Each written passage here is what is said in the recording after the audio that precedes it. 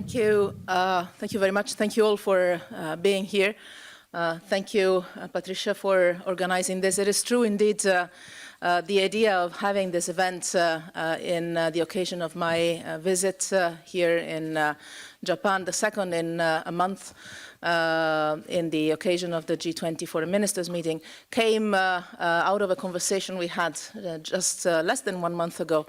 And we thought that the excellent bilateral relationship we have between the European Union and Japan could have also been deepened and showcased on this very important topic of the role of women and young people in the peace and security work globally.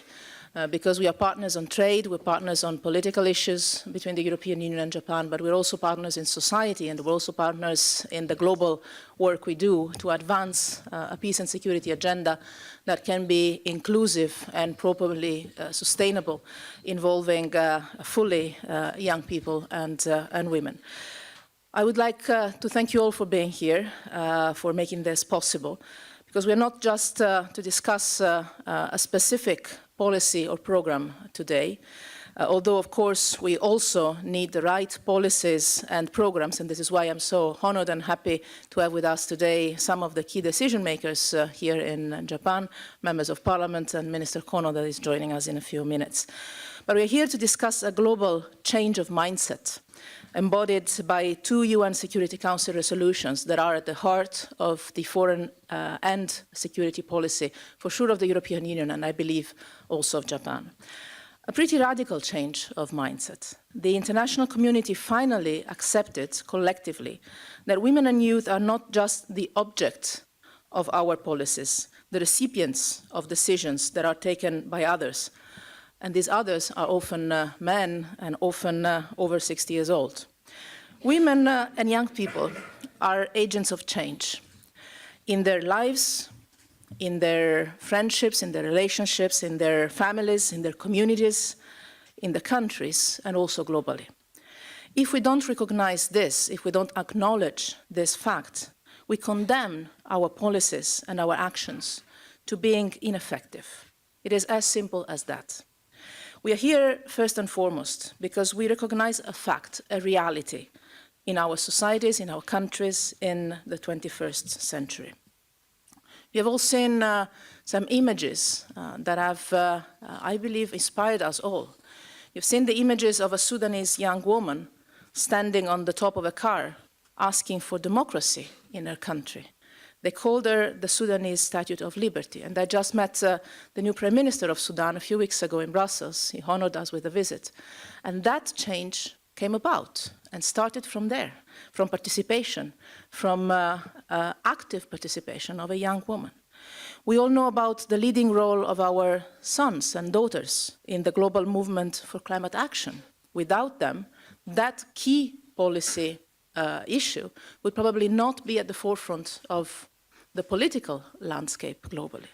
Across the world, young people are the majority in many of the societies, and of course, women are half of the global population. In these years, I've had the honor of meeting many of those people that are the leading force behind women, peace and security, and youth, peace and security. I will only mention the former Colombian children soldiers who finally had access to education when the war in their country ended, the Syrian and Yemeni women who are working with the United Nations with the support of the European Union to try to build peace and reconciliation in their countries. Because there is no real peace and security without them. Peace deals are usually signed by 2 men, the 2 leaders of the 2 sides at war. Peace might begin with that signature that is a key starting point, but that signature is never enough to build peace on the ground for real. Peace can only grow and stand the test of time if it has deep roots in the societies that have been in conflict. And for this, you need youth and women. Without them, there's no peace.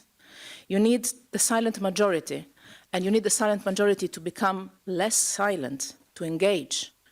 Because this majority was not just a victim of war, or a hostage, rather, of war, this majority can be the agent of change, and moving from war, conflict, tensions to peace requires deep changes. The most powerful agent of peace and reconciliation in societies are always women and young people. And the same is true to prevent conflicts before they arise. A country will be much less stable if its young people cannot find a decent job or cannot express their ideas freely, if they don't find their place in society. I have always been impressed by my dialogues, for instance, with young generation in some of the Arab countries. And when I ask them, why do you think your people your age, your generation, sometimes are attracted by becoming a foreign fighter in another country or attracted by the Daesh ideology, they often told me it's not just a matter of economy or having a job. It's a matter of having a place in the organigram of society, of being part of something, belonging somewhere. And I think this element of inclusion, of giving a role to play to each and every one of us, is a key component also of preventing violence and conflict. In the same way, violence against women includes many different forms, from economic injustice to social disparities, lack of fair health care, as well as physical, mental, emotional violence against mainly women and girls. And when a society is not just, there can be no sustainable peace either. There are policies that we can put in place to address these imbalances. Policies to give our young people and women the opportunities they deserve and also that our societies need, or to involve women and youth in a peace process.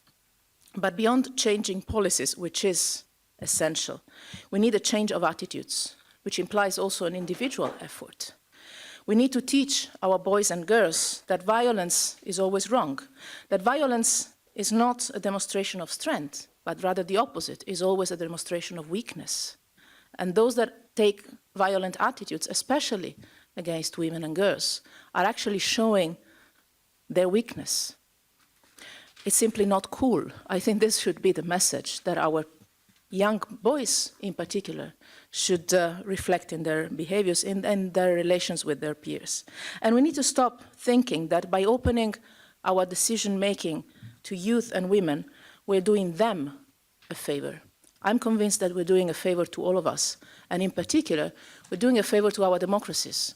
Because if a democracy is not able to reflect the composition of the population, if the voters are not able to identify themselves in those that are being elected, that is a weakness for our democratic systems. This is the only way to make decision-making really inclusive and also sustainable, I believe. And it's also the only way to really give peace a chance. So we will continue to work with Japan, with all of you, to change our collective attitudes that start with our individual behaviors, and to do it together, and to recognize youth and women as true fundamental agents of change, to support them, not just because they need it, but because the entire society needs that. I thank you very much.